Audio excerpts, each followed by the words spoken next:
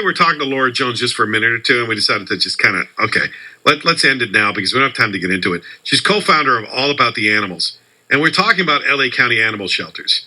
And she was kind of a whistleblower in that case about what she perceives as a lot of cruelty there. Hard to argue with her in a lot of these situations.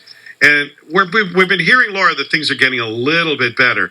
But you were saying it's still bad. What kind of things are we dealing with? What are the issues with these animal shelters? Hi there. So yes, I mean, the Board of Supervisors to date have done an investigation which was internal, and it looked at initial complaints, which were the unsanitary conditions, where you saw the photos of the dogs wallowing in their own feces. So this is really just the tip of the iceberg. There's so many issues going on within shelters, and we did a survey which listed 111 complaints from rescuers within Southern California, and the complaints primarily included inhumane treatment of animals, but even illegal and wrongful killing of animals too. So what does inhumane mean? The animals are being kicked, or they're just not getting enough exercise, a little of both, everything in between? Can you define that better for me? Sure. So, I mean, there's a huge list, and what you just mentioned, actually, there were a couple of reports of kicking and hitting animals. But the kind of main thing in terms of the inhumane issue is that animals who are sick are not getting treated. And this is in contrast to the investigation that was done internally, where animal control actually claimed that they had industry-leading healthcare for animals, which is absolute trash talk. So, I mean, in our survey, we highlighted some examples, and one example of this is a poodle. This is at Carson Shelter back in November 2011, and the poodle had an infection. It was actually rotting from the inside. I'm sorry to be so graphic about that, but it had maggots in its genital area. It wasn't eating. It had no teeth, and it wasn't treated by the shelter. And by the time it was rescued, it was in such terrible condition that it had to be immediately euthanized. So what's the background problem? Is it that the people who work there don't care, or are they just overwhelmed by numbers? I mean, do you know what the root cause is of this? Well, the Department of Animal Care and Control claim that staffing is the issue, staffing and scheduling.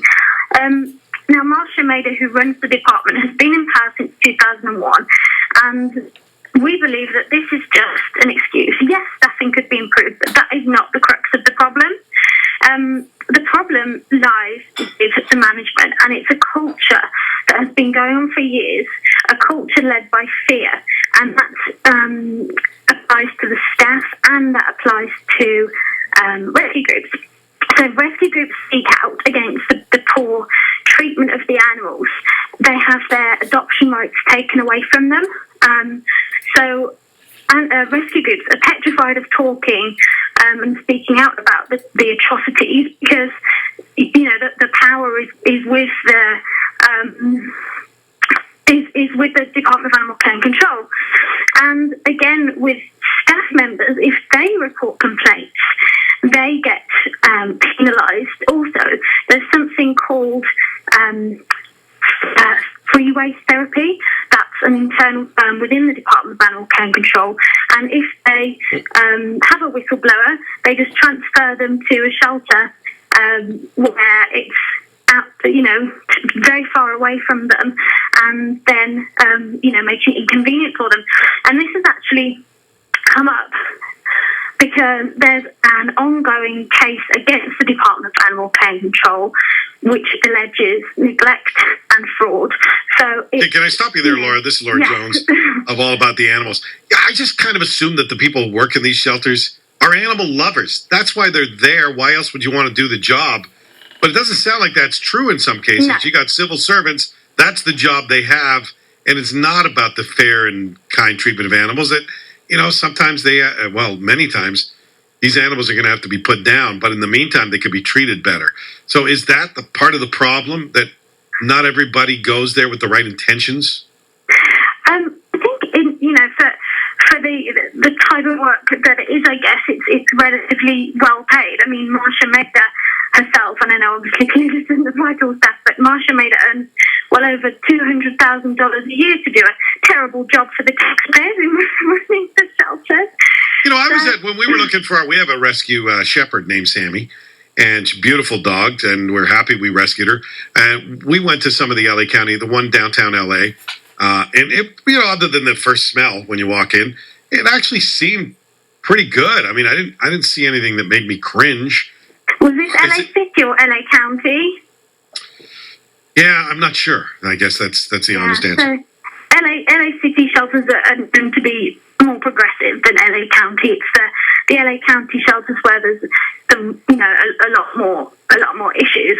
But yeah, there definitely are animal lovers that want to do a job, but they get pushed out, and the ones that remain are the ones that are willing to keep quiet about the abuse and inhumane conditions that's happening and illegalities, and the ones that get pushed out are the ones that actually, this is typically and generally, get pushed out are the ones that actually do want to do a good job for the animals. Right. Well, it's thoroughly depressing, but it's important news. Thanks for sharing it with us. We appreciate it. You're very welcome. Laura Jones, co-founder of All About the Animals.